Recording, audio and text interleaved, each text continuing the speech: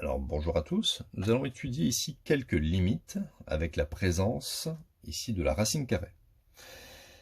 Alors première limite, limite quand x tend vers plus l'infini de racine de 121 exponentielle x plus 2 divisé par exponentielle x plus x. Alors il faut savoir que la limite déjà de exponentielle x lorsque x tend vers plus l'infini, d'accord, ça sera vraiment très grand, hein. C'est plus l'infini.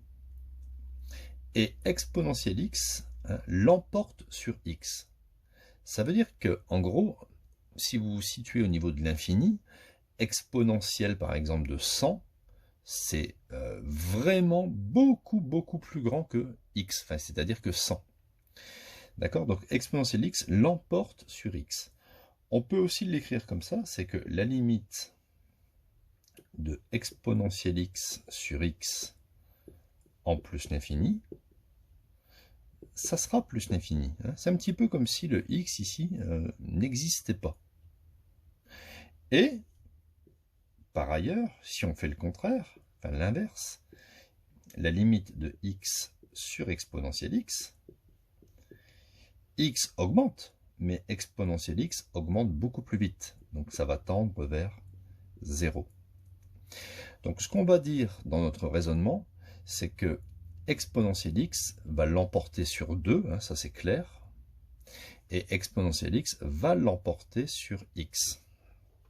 Donc, on peut dire que la limite de cette fonction sera équivalente à la limite, lorsque x tend vers plus l'infini, de la fonction, je retiens les termes les plus forts en plus l'infini, c'est-à-dire 121 expo x sur expo x. Vous voyez, j'ai complètement oublié le 2 et le x.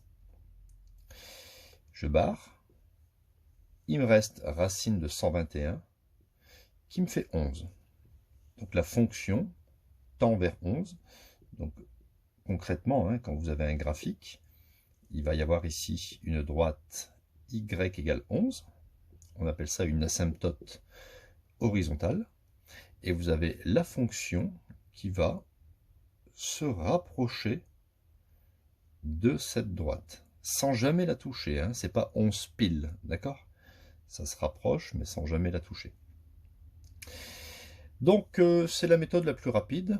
On pourrait aussi utiliser une factorisation, mais c'est très simple. Si vous vous situez en plus l'infini, ça va tendre par exemple vers 1 milliard. 1 milliard plus 2, on est d'accord que le 2 ici, il est insignifiant. Ou ici, 1 milliard plus 1 million, le million, il est insignifiant par rapport au milliard. Voilà, c'est une question de contenu. Hein. Deuxième exemple, limite quand x tend vers plus l'infini de la racine x3 plus 4x4 divisé par 16x4 plus 8. Alors, je vais retenir les termes de plus haut degré. Hein. x4 sera plus fort que x3 au voisinage de plus l'infini. Et ici, 16x4 sera plus fort que 8. Donc ça fera limite quand x tend vers plus l'infini de racine 4x4 sur 16x4. Je peux barrer les x4. Il me reste racine de 4 16e, ou si je simplifie 4 16e, ça fait un quart. Voilà, et racine de 1 quart, hein, ça fait racine de 1 sur racine de 4. Racine de 1, ça fait 1, et racine de 4, ça fait 2. Okay. Donc cette fonction tend vers 1/2 au voisinage de plus l'infini. Si vous remplacez par exemple, je sais pas moi, x par 250, faites le calcul à la calculatrice, vous allez voir que l'expression va tendre vers 0,5. Une nouvelle limite intéressante, la limite de 5x moins racine x plus 3, lorsque x tend vers plus l'infini. Alors, là on va avoir un petit souci. Pourquoi? Parce que la limite de 5x en plus l'infini, on est d'accord que 5 fois plus l'infini, ça fait plus l'infini. La limite de l'opposé de la racine x, quand x tend vers plus l'infini, racine x, vous savez que ça tend vers plus l'infini, d'accord? Bah oui, hein.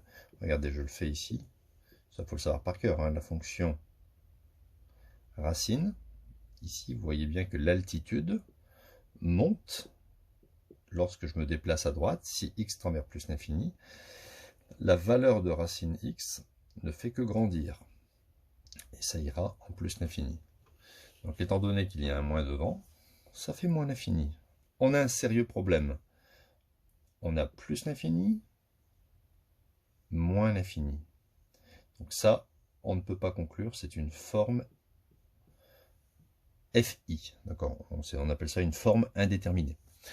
Alors il va falloir lever l'indétermination par une petite astuce. Alors je vais dire que la limite de cette fonction, ça sera la limite quand x tend vers plus l'infini. Et je vais par exemple factoriser par racine x. Donc, facteur pour retrouver 5x, ça fera 5 racines. Racine fois racine, ça va me donner x. Moins 1. D'accord? Racine x fois moins 1, ça fait moins racine x. Et plus 3. Le plus 3, je le laisse de côté. Donc là, si vous voulez, j'ai créé une multiplication. Ici, limite de racine x en plus l'infini, ça fait plus l'infini.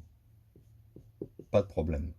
Et lui, limite de 5 racine x moins 1 en plus l'infini, eh bien ça fait aussi plus l'infini, puisque 5 fois l'infini, ça fait plus l'infini, et le moins 1, il est insignifiant. Donc, je n'ai plus de forme indéterminée, puisque j'ai un plus l'infini fois plus l'infini. Si vous dites 1000 fois 1000, c'est clair que ça va être très grand, hein, ça va faire 1 million. Plus 3, insignifiant. Donc, conclusion, si tu dis plus l'infini fois plus l'infini, eh bien ça fait plus l'infini, donc ça sera plus l'infini. Mais tu précises bien dans ta copie en écrivant par produit, c'est-à-dire que l'opération que tu as fait dans ta tête, hein, comme ça le correcteur il voit bien que tu as bien compris, et que tu as bien fait plus l'infini fois plus l'infini. Hein, et que tu ne l'as pas entendu par un copain qui se situe à moins d'1,30 m de toi. Voilà, donc j'espère que ces 3 exemples vous auront été profitables. N'oubliez pas de vous abonner à la chaîne, mettre un petit pouce bleu si vous avez aimé. N'hésitez pas à mettre des commentaires aussi. Donc à bientôt pour de nouvelles vidéos.